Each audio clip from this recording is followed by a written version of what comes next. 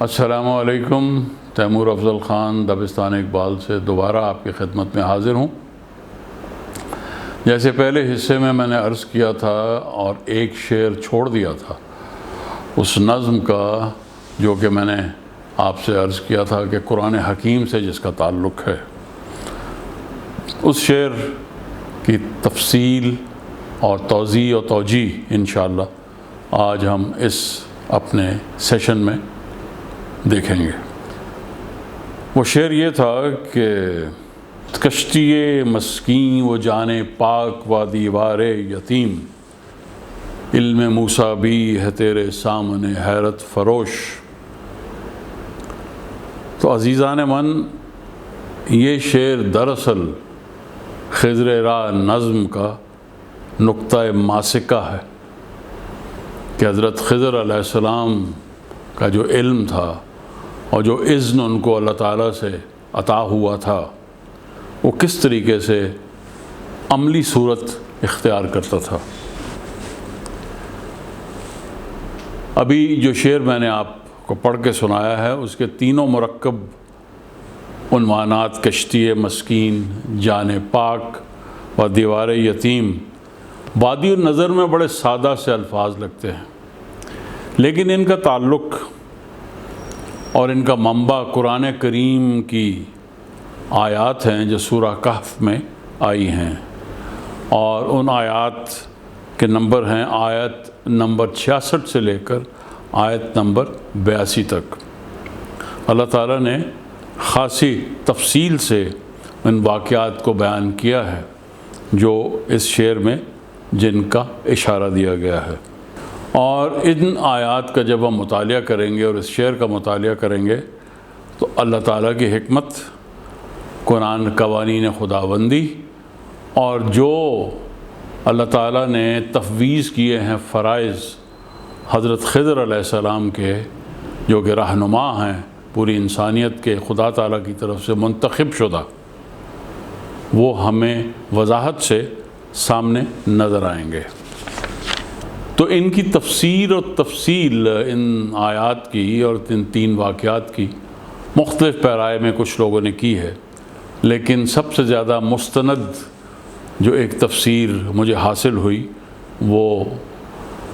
تفہیم القرآن سے ہوئی، اور اسی پر میں نے انحصار کیا ہے۔ حضرت موسیٰ علیہ السلام، جیسے آپ جانتے ہیں کہ انتہائی برگزیدہ پیغمبر تھے، اور انہیں اللہ تعالیٰ سے ہم کلامی کا شرف حاصل ہوا تھا، اور اسی وجہ سے انہیں کلیم اللہ کے لقب سے بھی پہچانا جاتا ہے۔ مزید علم حاصل کرنے کے لیے کی غرض سے انہیں ایک سفر کرنے کا حکم ہوا، اور اس سفر کے دوران حضرت موسیٰ کی حضرت خضر علیہ السلام سے ملاقات ہوئی، اور دوران سفر پیش آنے والے چند واقعات ایسے تھے جو کہ انتہائی محیر العقول تھے، بادی النظر میں وہ بالکل بھی عقل کے کسی پیمانے پر بھی، کسی معیار پر بھی پورا نہیں اترتے تھے، لیکن ان کے پیچھے ایک حکمت تھی جو کہ آہستہ آہستہ پھر حضرت موسیٰ کو بھی سمجھ آئی جب حضرت خضر نے اخیر پہ ان کو سمجھایا۔ اللہ تعالیٰ نے مزید علم حاصل کرنے کی غرض سے حضرت موسیٰ کو اپنے ایک ساتھی کے ہمراہ، حضرت موسیٰ کا ایک خادم سمجھ لیں، اس کے ہمراہ سوڈان کی جانب، جو کہ مصر سے جنوب کی جانب ہے، سفر کرنے کا حکم دیا۔ طے شدہ مقام تھا مقام مجمع البحرین، یعنی کہ جہاں پر دو شاخیں نیل دریا کی آپس میں ملتی تھیں، اور ایک شاخ تھی البحر الابیض اور دوسری شاخ تھی البحر الارزق۔ یہ مقام پہلے کچھ دیر کے لیے ان سے کھو گیا، لیکن پھر ایک معجزاتی نشانی سامنے آئی کہ ان کی پکی پکائی مچھلی جو ہے وہ نکل کر دریا میں چلی گئی۔ تو حضرت موسیٰ نے اپنے خادم سے کہا کہ وہ مقام تو پیچھے رہ گیا، جہاں پر وہ مچھلی دریا میں گئی وہی جگہ تھی جہاں پر ہمیں ایک برگزیدہ شخصیت سے ملاقات کرنی تھی۔ بہرحال وہ جب مقرر شدہ مقام پر پہنچے تو وہاں پر ان کی ملاقات ہوئی۔ انتہائی بزرگ اور برگزیدہ شخصیت حضرت خضر کی وہاں پر موجود تھی، اور قرآن کے الفاظ میں اللہ تعالیٰ نے حضرت خضر علیہ السلام کو بہت سی نعمتوں سے نواز رکھا ہے۔ ان کے تفویض کردہ فرائض خدا کی طرف سے اور مقاصد بہت سے اور بہت اعلیٰ اور عرفاں ہیں، یعنی انسانوں کی، بھٹکے ہوئے انسانوں کی رہنمائی۔ نمبر 2، طاغوتی طاقتوں سے اہل ایمان کی محافظت، یعنی کہ اہل ایمان کو طاغوتی طاقتوں کے فسوں، ان کی شرارتوں اور ان کے شر سے محفوظ رکھنا۔ اور تیسرے نمبر پر اللہ کی راہ میں اہل ایمان کی انفرادی تربیت کرنا، اور معاشرتی تعمیر و تنظیم، جو کہ ایک اجمالی قسم کا ایک مقصد ان کو تفویض کیا گیا تھا اللہ کی جانب سے۔ بعض مفسرین کی رائے میں یہ جو حضرت موسیٰ علیہ السلام کا سفر تھا جنوب کی جانب سوڈان کی طرف، وہ دراصل ایک تربیتی نوعیت کا سفر تھا، تاکہ جو علم اللہ تعالیٰ نے حضرت خضر کو عطا کر رکھا ہے اس میں سے جو حکمت ہے اس کا کچھ حصہ حضرت موسیٰ کو بھی عطا ہو جائے اور وہ اس سے مستفید اور بہرور ہو سکیں۔ اور اس سے مستفید اور بہرور ہونا حضرت موسیٰ کے لیے کیوں ضروری تھا؟ کیونکہ ان کو ایک ایسا مشن سونپ رکھا تھا اللہ نے جس میں ایک قوم جو غلام تھی اور وہ غلاموں کی زندگی بسر کر رہے تھے فرعونوں کے ملک میں، وہاں سے نکال کر ایک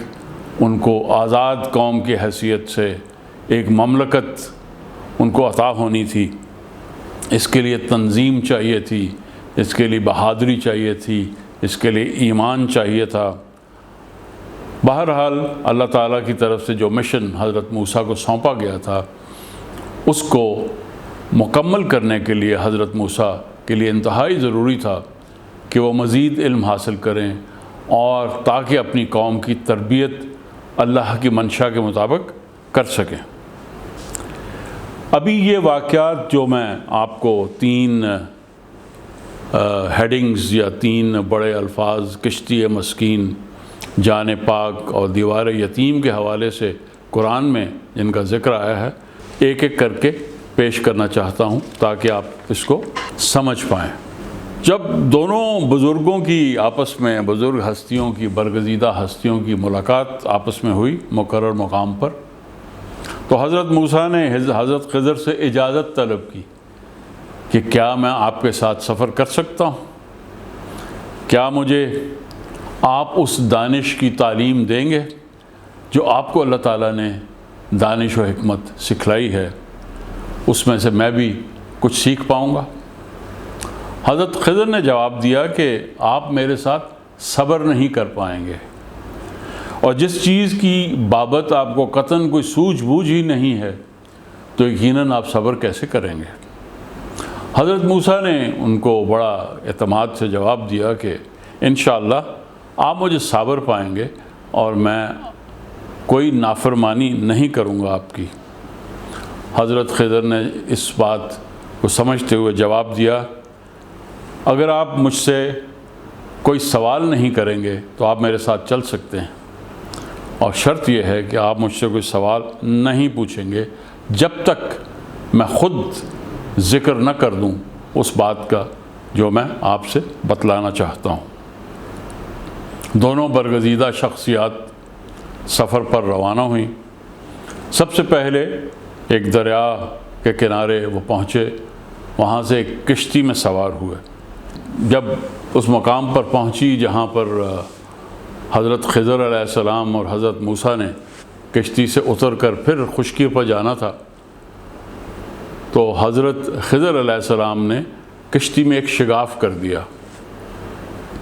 حضرت موسیٰ حیرت زدہ ہوئے اور ان سے کہنے لگے کہ آپ نے یہ کیا کیا؟ اس طرح تو کشتی والے ڈوب جائیں گے، یہ آپ نے شگاف ڈال دیا، یہ تو آپ نے بڑی سخت قسم کی حرکت کر ڈالی۔ حضرت خضر نے جواب دیا، میں نے تم سے کہا تھا کہ تم سے میرے ساتھ رہ کر صبر نہ کر پاؤ گے۔ موسیٰ نے جواب دیا، بھول چوک پر میرا مواخذہ مت کیجیے گا، میرے معاملے میں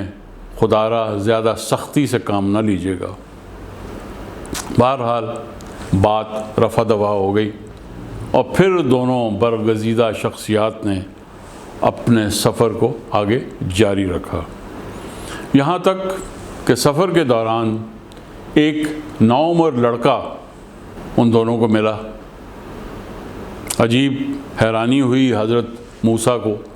حیرت کی کوئی انتہا نہ رہی کہ حضرت خضر علیہ السلام نے اس لڑکے کو قتل کر دیا۔ حضرت موسیٰ نے شدید احتجاج کیا کہ آپ نے ایک بے گناہ کی جان لے لی، جس نے نہ کسی کو قتل کیا تھا، نہ کسی کا خون بہایا تھا، یہ تو کام آپ نے بہت ہی عجیب اور غریب کیا ہے، بہت برا کام کیا ہے۔ حضرت خضر نے حضرت موسیٰ کو یاد کرایا کہ تم سے میں نے کہا تھا کہ تم میرے ساتھ رہ کر قطعاً صبر سے کام نہیں لے سکو گے۔ حضرت موسیٰ نے دوبارہ معذرت خواہانہ انداز میں جواب دیا کہ اس کے بعد اگر میں آپ سے کچھ پوچھوں تو آپ مجھے اپنے ساتھ مت رکھیے گا، لیجئے اب تو میری طرف سے معذرت بھی آ گئی تو اس معذرت کو قبول کیجئے۔ حضرت خضر نے دوبارہ حضرت موسیٰ کی ہمراہی میں دوبارہ سفر آگے بڑھایا۔ وہ ایک بستی میں پہنچے جہاں پر اس وقت ان کو کھانے کی طلب ہوئی، تو انہوں نے بستی والوں سے کھانا مانگا، لیکن بستی والوں نے صاف انکار کر دیا اور ان کی تواضع کرنے سے قطعاً منع کر دیا۔ اتنی دیر میں بستی میں حضرت خضر علیہ السلام کو ایک ٹوٹی ہوئی خستہ حال دیوار نظر آئی۔ حضرت خضر علیہ السلام نے ایک دم سے اس دیوار کو مرمت کرنا شروع کر دیا، اس کو سیدھا کر دیا، اس کی کجی دور کر دی اور اس دیوار کو دوبارہ استوار کر دیا سدھائی میں۔ حضرت موسیٰ سے نہ رہا گیا، کہنے لگے اگر آپ چاہتے تو بستی والوں سے اس کام کی اجرت لے سکتے تھے، انہوں نے تو آپ کو کھانا بھی نہ دیا اور آپ نے خود سے یہ کام اتنا بڑا کر دیا۔ تو حضرت خضر علیہ السلام ابھی اس انتہا تک پہنچ چکے تھے کہ انہوں نے حضرت موسیٰ سے کہا کہ اب تم میرے ساتھ آگے مزید سفر نہیں کر سکتے، لیکن میں تمہیں تمام جو تمہاری حیرانی کی وجہیں بنی ان کو میں تمہارے سامنے بیان کر دیتا ہوں۔ انہوں نے کہا حضرت خضر نے کہ کشتی کا معاملہ کچھ یوں ہے کہ کشتی چند غریب آدمیوں کی ملکیت تھی جو کہ دریا میں محنت مزدوری سے اپنا پیٹ پالتے تھے۔ آگے جس طرح وہ سفر کر رہے تھے، ایک بادشاہ کی حکومت ہے جو بہت ظالم ہے اور اس کے کارندے لوگوں کا مال ملکیت جیسے کشتیاں وغیرہ ہیں ان کو چھین لیتے ہیں ان سے۔ اگر یہ کشتی ان سے چھین لی جاتی تو ایسے لوگ بالکل افلاس سے مزید مجبور ہو جاتے۔ تو یہ ضروری تھا میرے لیے کہ میں کشتی کو کسی طرح عیب دار کر دوں۔ عیب ڈالنے کے لیے میں نے اس میں شگاف کر دیا تاکہ اگر کارندے آ کر اس کو دیکھیں بھی تو وہ اس کو اس وجہ سے چھوڑ دیں کہ وہ کشتی پوری طرح ابھی چلنے کے قابل نہیں تھی۔ تو یہ غریبوں کی مدد کا تقاضا تھا جس کی وجہ سے ان کے روزگار کو بچانے کے لیے میں نے یہ کام کیا۔ تاکہ ان کو بادشاہ کے ظلم سے محفوظ رکھا جا سکے۔ جہاں تک تعلق تھا جان پاک کا، جو ایک لڑکا میں نے قتل کیا، تو اس کی حکمت یہ تھی کہ وہ لڑکا جسے قتل کیا اس کے والدین مومن لوگ تھے، اور وہ لڑکا ایک سرکش اور باغی قسم کا بچہ تھا، اور جس طرح اس کی اٹھان ہوئی تھی، جس قسم کی اس کی شخصیت بن چکی تھی، اگر وہ زندہ رہتا تو اپنی سرکشی اور اپنے کفر کی وجہ سے اپنے والدین کو بہت زیادہ تکلیف پہنچاتا اور ان کے لیے بدنامی کا باعث بنتا۔ اس لیے حضرت خضر نے اللہ کی منشا کے مطابق اس کو قتل کر دیا تاکہ اس کے والدین کو نیک اور صالح اولاد کی نعمت سے نوازے، اور ایسی صالح اور نیک اولاد کی نعمت سے نوازے کہ جو نہ ان کا نام روشن کرے بلکہ ان کے ساتھ شانہ بشانہ چل کر ایمان اور اہل ایمان کے ساتھ صلہ رحمی کے ساتھ پیش آ سکے۔ جہاں تک دیوار یتیم کا تعلق ہے، جو کہ تیسرا قصہ تھا جس میں انہوں نے بستی میں دیوار کو سیدھا کیا، اس کو مرمت کیا حضرت خضر نے، اس کی وضاحت انہوں نے یوں پیش کی کہ یہ دیوار دراصل اس کے نیچے ایک خزانہ دفن تھا، اور یہ دو لڑکے جو شہر میں رہتے تھے یہ ان کی مالیت تھی، اور ان کے والد نے جو اب اس دنیا میں نہیں تھا، اس نے اپنے بچوں کے لیے اس خزانے کو وہاں پہ دفن کیا تھا کہ جوان ہو کر وہ اس کو استعمال کر سکیں اور اچھے کاموں میں اس کا مصرف ہو سکے۔ اس لیے یہ ذمہ داری میں نے نبھائی، اور تعمیر نو جو اس دیوار کی میں نے کی تو سب اللہ تعالیٰ کے حکم کے تابع ہو کر کی، نہ کہ اپنی منشا کے ساتھ۔ اس طریقے سے اس کی حکمت اس واقعے کی یوں تھی۔ حضرت خضر نے مزید کہا، لیکن تم کسی بھی بات پر خاموش نہ رہ سکے اور صبر نہ کر سکے، اس وجہ سے ہم یہاں سے اب ایک دوسرے سے جدا ہوں گے۔ تو وہ پھر وہاں سے ان کا سفر ختم ہوا یا نہ ہوا، بہرحال یہ تین واقعات ہیں جو قرآن میں تحریر ہیں۔ اور جہاں تک تعلق ہے مصرع ثانیہ کا اسی شعر کے، تو اگر آپ کو یاد ہو تو مصرع ثانیہ ہے، علم موسیٰ بھی ہے تیرے سامنے حیرت فروش۔ جیسے میں نے شروع میں ذکر کیا تھا کہ حضرت موسیٰ کو یہ ایک بہت بڑا اعزاز حاصل تھا کہ انہوں نے اللہ سے ہم کلامی کی تھی، کلیم اللہ تھے، ان کو بہت سے اللہ تعالیٰ نے ایسی قابلیت عطا کر رکھی تھی کہ انہوں نے فرعون کے جادوگروں کو بالکل پسپا کر دیا تھا، لیکن پھر بھی ان کا علم حضرت خضر علیہ السلام کے علم سے بہرحال کمتر تھا۔ اسی وجہ سے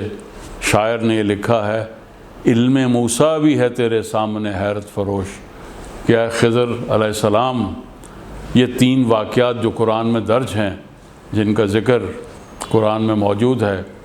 ان کے حوالے سے یہ بات بالکل اظہر من الشمس ہے کہ علم موسیٰ بھی آپ کے علم اور آپ کی آگہی اور آپ کو جو کچھ اللہ نے اپنے اسرار ازل سے اور تقدیر عالم سے آگاہ کر دیا ہے، اس کے مقابلے میں حضرت موسیٰ کا علم کوئی معنی نہیں رکھتا، بلکہ آپ کے سامنے حیرت فروش ہے، یعنی آپ کے سامنے حقہ بکا ہے، اور آپ کے سامنے وہ حیرت زدہ ہے ان کا علم۔ تو میرے دوستو، عزیزان من، دانش جویان من، یہ آپ کے بعد بھی سمجھ آ چکی ہوگی کہ اللہ تعالیٰ نے حضرت خضر علیہ السلام کو جو فرائض تفویض کیے، جو مشن ان کو سونپا ہے، اور ان کے جو حیثیت برگزیدہ حیثیت ان کو اللہ تعالیٰ نے عطا کی ہے، اس کو واضح کرنے کے لیے اللہ تعالیٰ نے اپنی حکمت کے مطابق اس کو بیان کیا ہے سورہ الکہف میں، اور اس میں سے یہ چیدہ چند واقعات پیش کر دیے گئے ہیں تاکہ ہمیں احساس ہو کہ خدا کے رہنما اس دنیا میں موجود ہیں، اور ہو سکتا ہے کہ ہم ایسے رہنماؤں کو خدا کا ہمکار کہہ سکیں، جیسے کہ علامہ اقبال نے اپنے فلسفے میں یہ بات بیان کی ہے کہ جو لوگ اللہ تعالیٰ کے نظام کے مطابق، ان کے معیار کے مطابق اپنی شخصیت کو اور اپنے کاموں سے وہ رتبہ حاصل کرتے ہیں تو اللہ تعالیٰ کی ہمکاری کا درجہ پا سکتے ہیں۔ آپ کا بہت شکریہ۔